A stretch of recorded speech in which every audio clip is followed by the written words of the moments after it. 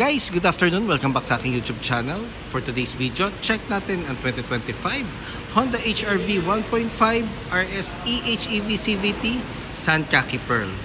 Guys, ito yung top of the line variant ng ating Honda HR-V. Ang kanyang price is 1,799,000 pesos. Tour ko na kayo ngayon sa ating featured unit for today. Guys, ito yung top of the line variant ng ating Honda HR-V. The same time, hybrid na siya.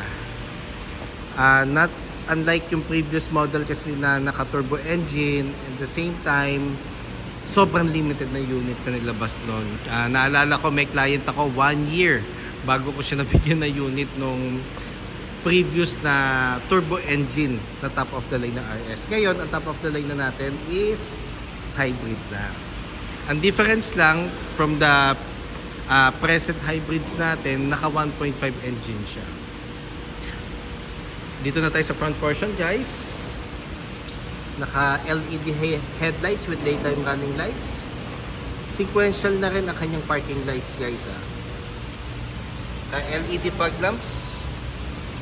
RS design front grille. Naka ano na siya, Honda emblem with outer blue lining. Ang difference niya dun sa CR-V, guys, wala siyang transparent case.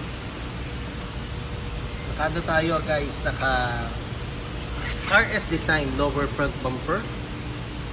Then meron siyang amp sign, guys. Kung mapapansin nyo yung maroon accent na merong amp line sa front portion. Sa lower front bumper naman, guys, combination siya ng glossy black and chrome.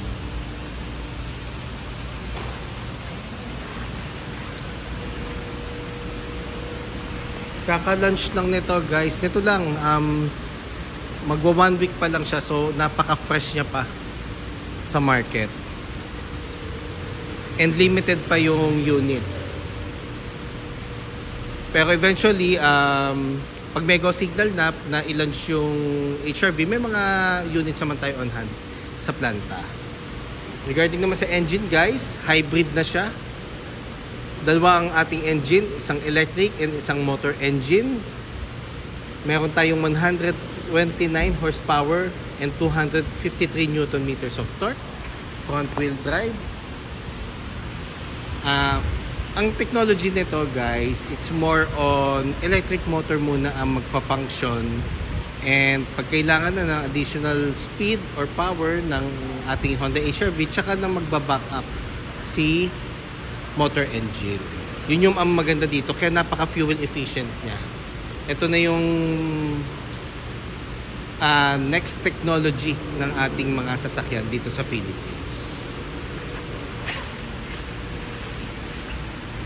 Dito naman tayo sa passenger side. Nakaano tayo, guys, 18-inch two-tone alloy wheels na RS design. Combination siya ng glossy black and silver. Ventilated disc ang ating front brakes. Ang ating suspension naman sa harap is MacPherson strut. Ground clearance is 196 mm. Glossy black ang ating fenders, guys, with chrome sa side seal or side skirt. Door integrated side mirrors. Side turning lights is a side mirror na rin. Lane watch camera, body color, door handle.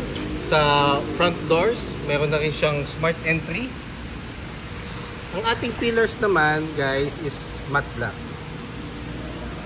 Ang door handle natin dito sa second row is nandito sa may pillar din. Solid disc naman ang ating rear brakes. Torsion beam naman ang suspension natin sa likod. At kung mapapansin nyo, guys, yung windows nito mas maliit compare sa mga other units natin na mas malaki ang mga windows. Kasi nga ang concept nito is more on compact vehicle. If I'm not mistaken, nasa 5th generation na tayo ng Honda HR-V. So ito na yung 5th generation niya. Naka shark fin antenna na rin tayo, guys, body color. Back portion naman niya, guys. Ang Sankaki Pearl guys, na-introduce siya fourth quarter last year, kung hindi ako nagkakamali. Sa Honda BRV siya na-introduce. Ngayon, si HRV meron na rin. Ito yung back portion niya guys. Meron tayong tailgate spoiler with third brake lamp. Then transparent ang ating LED tail lights. Ang maganda dito guys, napaka-visible nyo sa daan lalo na paggabi. Kasi itong buong ito na tail lights, umiilaw siya. Meron na rin tayong reverse camera. 4-eye backup sensor. Built-in na siya guys ha. Ang ating lower rear bumper naman is glossy black din with chrome garnish. Then yung reflectors niya guys, in both sides. And meron siyang EHEV emblem. Ang maganda dito guys sa ating hybrid na HRV, naka-power tailgate na siya. And meron siyang hands-free assist. So, pag dala nyo yung smart key at nag-swipe kayo sa rear bumper, mag-open siya. Ideal siya pag may mga dala kayong gamit or groceries. Ito ang ating compartment space. Meron na rin siyang LED lights in both sides. Wala siyang ano guys spare tire. It's more on tire inflator and sealant. Tire repair kit siya. Meron siyang tonneau cover na detachable. Very useful yan guys, lalo na pag may mga gamit kayo dito sa compartment para hindi siya visible sa mga dadaan sa likod ng sasakyan.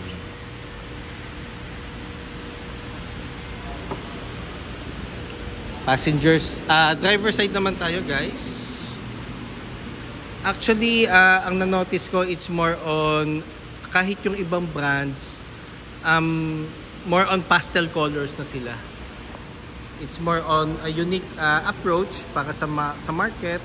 Baka mas magustuhan or mas ma-appreciate nila yung mga unique colors na nilalabas ng bawat brand.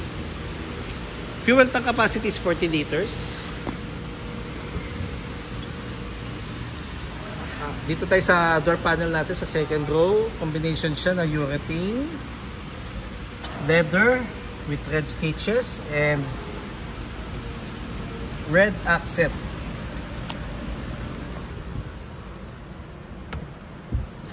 LED na rin ang ating dome light. Ang ating seats is full genuine leather with red stitches. Adjustable headrest. Ayusin ko lang ulit guys ha. Bako lang. Then naka ULT seats tayo. Pwede mo siyang i-fold. Same goes with the other side. So mag-flat yung surface niya, mas malaki ang compartment mo pag 2 passengers lang kayo at naiaangat din to guys. Yun ang pinaka-purpose ng ULT seats.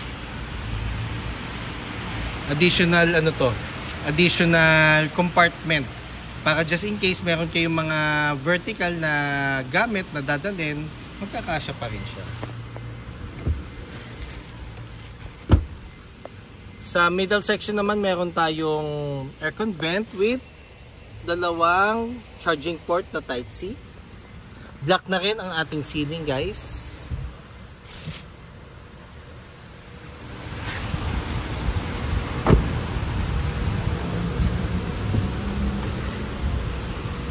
Equipped na nga rin pala to guys ng Honda Sensing. So it's more on additional safety features na ma-enjoy or lalong mas magiging safe ang unit owners natin kasi it's more on pinopromote niya ang right driving habit like yung mga lane keep assist, road departure mitigation and collision mitigation. May mga ganong feature siya. Dito naman tayo sa door panel natin sa driver's side. Nandito yung buttons natin, yung power folding side mirrors, adjustment ng side mirrors. So dito natin a-adjust yung kanyang knob, central door lock, window lock, and window switches.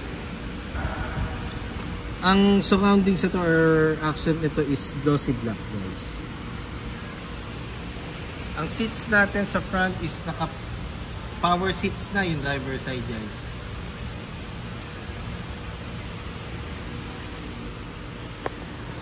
Isang ko lang yung ano natin, map light. Sa baba naman, guys, dito located ang gas lid and for the hood. Naka RS pedals na rin tayo.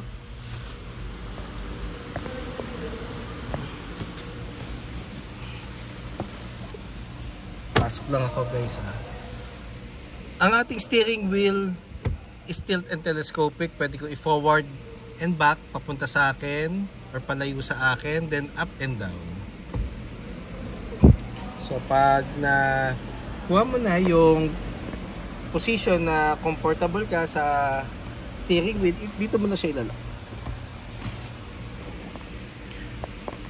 Ang maganda dito, guys, very premium yung steering wheel natin kasi nga naka leather cover na siya with red stitches. Combination siya ng urethane dito sa pinaka horn natin and glossy black for the buttons. Audio control with hands-free telephone assist. And for the adaptive cruise control and Honda Sensing. Meron na rin siyang paddle shifters. Yung plus and minus sign. For the headlights and fog lamps. For the wiper. Push start button na rin siya. Apakan lang natin yung brake, guys, pag gusto na natin start yung sasakyan. Saka ko na yung pinto, guys.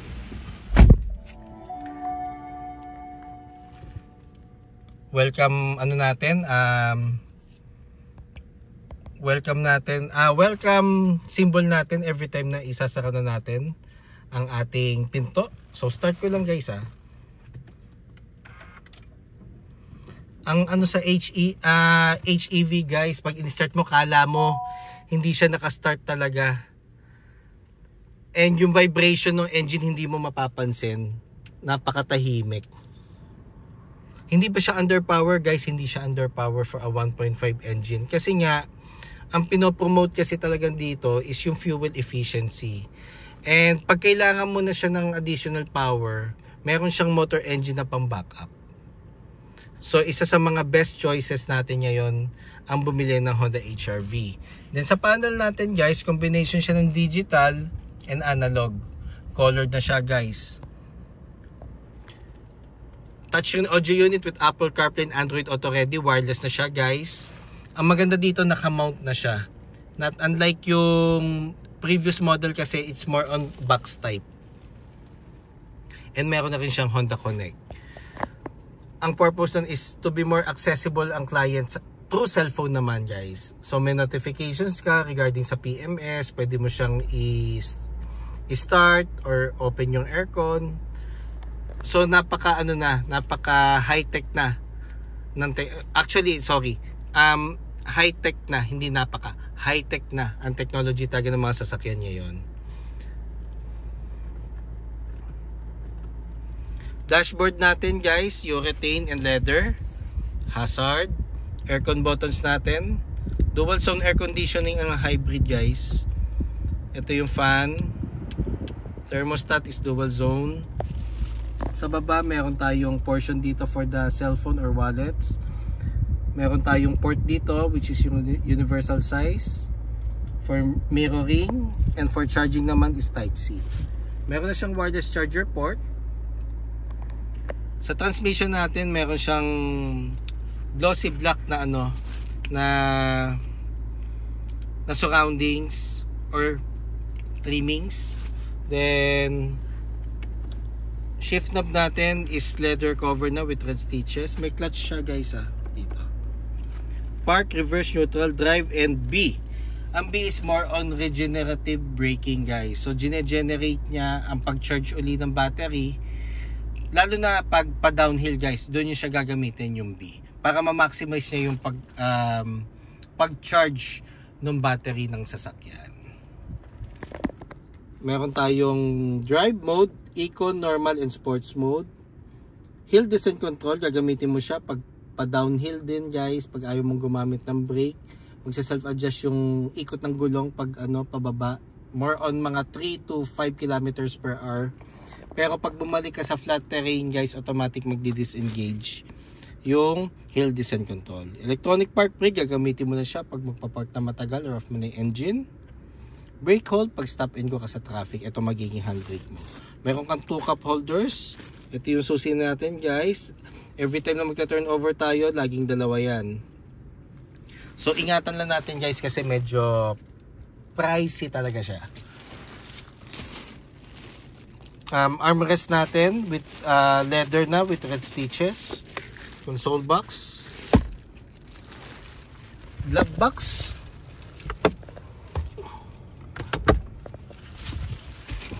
visors natin with mirror and ilaw na. Same dito sa passenger seat. Map lights natin LED na. Yun lang guys for the meantime. Ay, ito nga pala, meron na rin siyang diffuser. Diffuser ang tawag natin dito. Mas mas spread out ang paglabas ng hangin. Hindi siya naka-focus lang sa isang angle.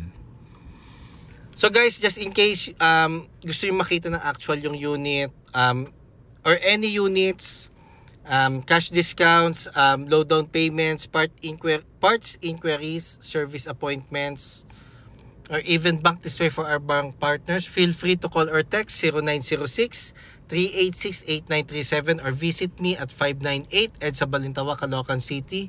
And look for me guys, Ross Oliver Cruz, ang inyong friendly sales manager here at Honda Cars Balintawak. Looking forward to meet you here guys and render my services to you. Kindly subscribe na nga rin pala sa aking YouTube channel para maging updated sa mga susunod na videos. And pa-follow na rin sa aking Facebook, Ross Oliver Cruz. And aking Facebook page, Honda Cars Balintawak Best Deals by Ross Oliver Cruz. Yun lang guys. Thank you and God bless.